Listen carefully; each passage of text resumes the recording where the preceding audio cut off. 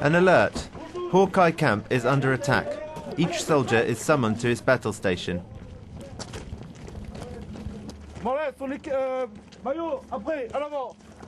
Each knows his role. They dash to their fighting positions, throw bulletproof vests onto their backs, and reach for a rifle. These are the rules.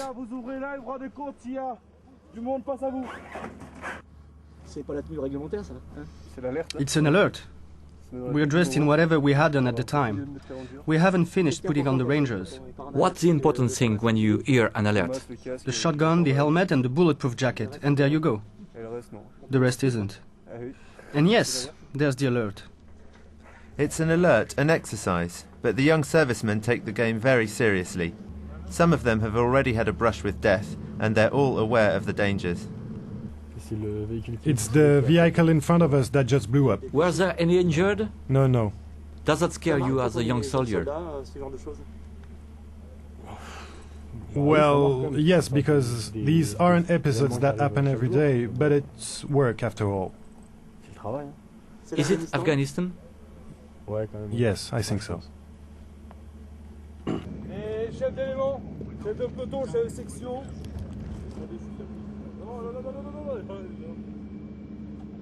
And at debriefing, the words are clear. You figure it out. The day it erupts, you'll hear it far better because it'll be all over the place. Now, for the moment, we're carrying it out just anyhow. The important thing about this exercise is to get yourself into the skin of a guy that's getting shot at, to be able to react very, very quickly. These guys are dressed in all sorts of gear. It's really good. It's a pleasure.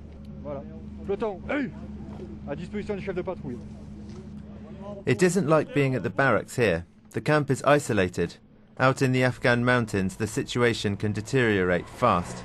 If they're hit hard, the soldiers can only count on themselves. The camp must be able to survive on its own resources. The Soviet post that used to be there was destroyed in the 80s from this position. That's why we make a special effort with this one, because without thinking the same thing will happen to us, it's not out of the question. We pay attention. Hawkeye camp is strategically positioned, but the first batch of reinforcements are more than an hour away. Along the roads, the carcasses of old Soviet tanks reminds the French that foreign troops have never been welcome here. Patrolling under the rain, the Surobi Dam built by the Russians still produces half of Kabul's electricity. An improvised checkpoint helps the Afghan police. The most important thing is the soldiers' safety. Anything can be triggered off for nothing, so we have to have evacuation plans, backup plans. It's the base. But hopefully we won't have to use them, and then, inshallah. A visit to the post that's home to Afghan police. But there are no windows, and the roof isn't finished. Servicemen become good Samaritans.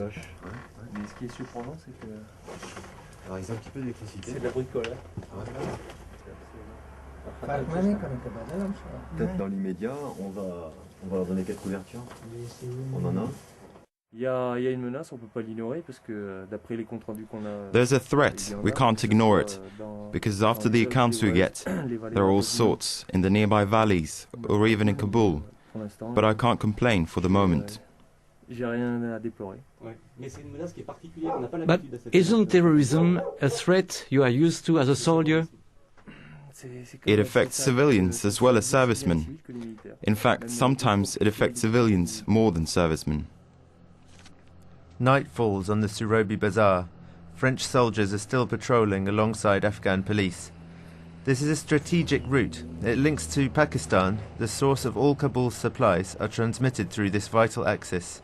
The soldiers' mission is to show themselves and be wise.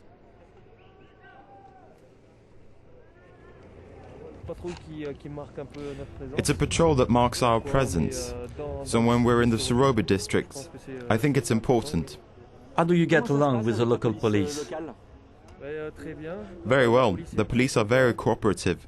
We have really strong links with them. They're doing the same job as us.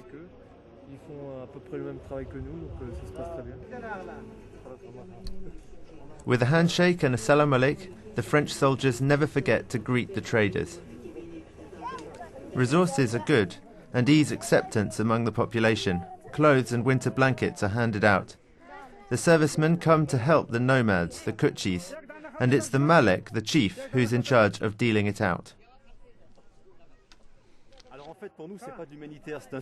We are not aid workers. It's support for the force, security. We are here to intervene in the event of conflict, notably because we know the predators are not far away. We weave a network of confidence, and from then on, if they need us, we are there.